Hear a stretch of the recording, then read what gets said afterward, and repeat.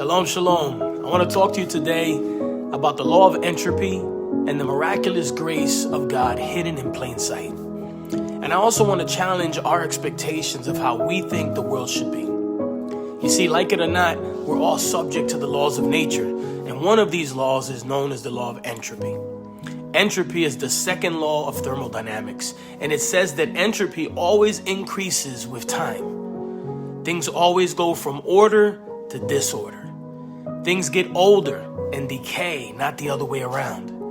Everything is dying. That's just a fact we all have to accept. What we might not understand is that our expectations of how we think the world should be is wrong. We think that people being sick, dying of cancer, suffering, and evil are anomalies that pop up out of nowhere to mess up how good things really should be.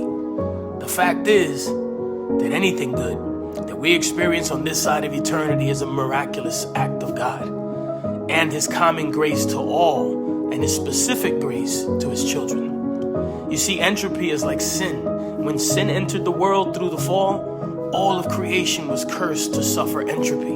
In Genesis 3:17, it says, "And to Adam he said, because you have listened to the voice of your wife and have eaten from the tree which I commanded you, you shall not eat of it.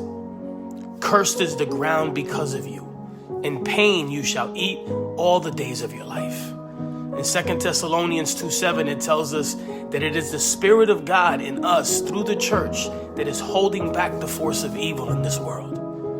Things should actually be worse than they are. I myself at first asked, why did I get cancer? Why me? But then I realized that the question I really should be asking is, why are there some people without it?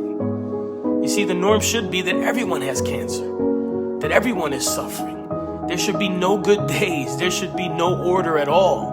In fact, we need to learn to see that every day you wake up and the world is not on fire, it's actually a miracle. Learn to be grateful for the everyday miracles you may have been taken for granted.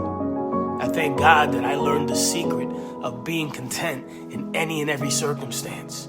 I learned that my strength, my hope, my joy comes from knowing Christ and him alone.